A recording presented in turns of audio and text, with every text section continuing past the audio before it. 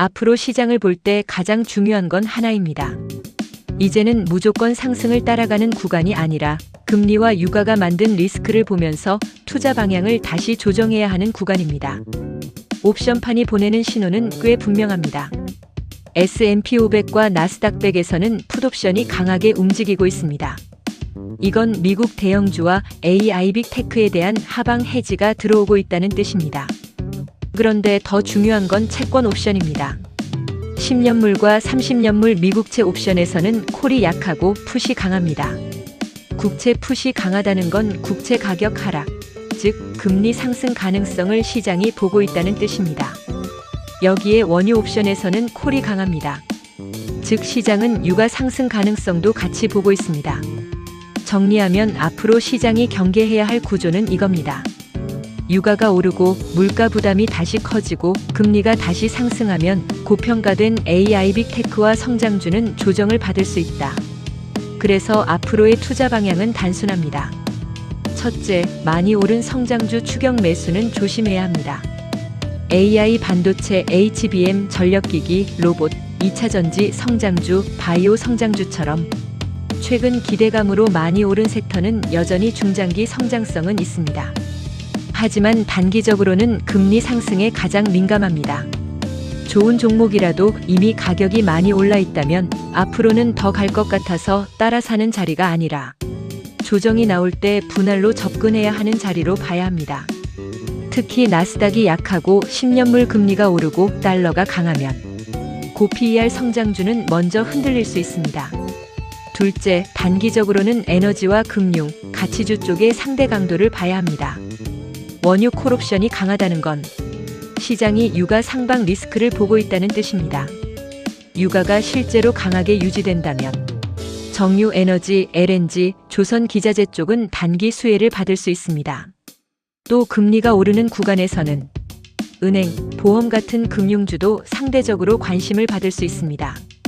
그래서 단기 투자 관점에서는 AI 반도체를 무조건 버리는 게 아니라 과열된 성장주 비중은 줄이고 에너지, 금융, 저PER 가치주로 일부 방어 포지션을 가져가는 전략이 필요합니다. 셋째, 방어주와 배당주는 시장이 흔들릴 때 포트폴리오 완충 역할을 할 수 있습니다. 앞으로 이런 구간에서는 수익률을 크게 노리는 것보다 계좌 변동성을 줄이는 게 더 중요할 수 있습니다. 통신, 유틸리티, 배당주, 현금 흐름이 좋은 가치주는 강한 상승장은 아니더라도 시장이 흔들릴 때 버티는 힘이 있습니다. 다만 여기서 착각하면 안 됩니다. 에너지, 금융, 방어주가 무조건 오른다는 뜻은 아닙니다. 처음에는 성장주에서 빠진 돈이 이쪽으로 이동할 수 있지만 시장이 진짜 리스크 오프로 가면 결국 이 섹터들도 같이 눌릴 수 있습니다. 그래서 핵심은 이겁니다.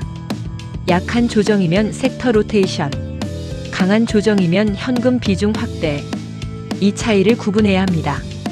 그럼 앞으로 투자자는 어떻게 움직여야 할까요? 일일 관점에서는 추격 매수보다 관망이 우선입니다.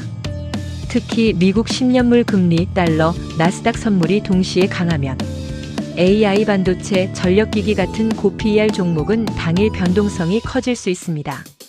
짧은 반등 매매는 가능하지만 강하게 비중을 싣는 자리는 아닙니다. 일주 관점에서는 성장주 비중을 줄이고 방어 섹터의 상대 강도를 확인해야 합니다. AI 반도체가 계속 약한데 에너지, 금융, 보험, 배당주가 버틴다면 그건 섹터 로테이션 신호입니다. 이 경우 포트폴리오는 성장주 100%보다 성장주 일부 에너지, 금융, 가치주 일부 현금, 이런 구조가 더 안정적입니다. 1개월 관점에서는 성장주를 완전히 버릴 필요는 없지만 매수 타이밍을 낮춰야 합니다. AI 스토리는 아직 끝났다고 보기 어렵습니다. 다만 금리 상승형 조정이 오면 좋은 종목도 더 좋은 가격을 줄 수 있습니다. 그래서 1개월 관점에서는 고점 추격이 아니라 조정 구간에서 핵심 주도주를 분할 매수할 준비가 더 좋습니다. 최종 투자 방향은 이렇게 정리할 수 있습니다. 첫째, 앞으로는 공격적인 추격 매수보다 리스크 관리가 우선입니다. 둘째, AI 반도체, 전력기기 같은 주도주는 보유하더라도 비중 관리가 필요합니다. 셋째, 단기적으로는 에너지, 금융, 가치주, 배당주로 방어 라인을 만들어야 합니다. 넷째, 나스닥이 급락하고 금리와 달러가 더 오르면 현금 비중을 높여야 합니다. 다섯째, 금리가 꺾이고 원유가 약해지면 다시 성장주 반등 기회를 봐야 합니다. 앞으로 시장에서 가장 위험한 행동은 좋은 종목이니까 계속 오른다고 생각하고 이미 많이 오른 성장주를 무리하게 따라가는 겁니다. 반대로 가장 좋은 전략은 시장이 보내는 신호를 인정하고 비중을 조절하고 조정이 왔을 때 다시 좋은 주도주를 살 준비를 하는 겁니다.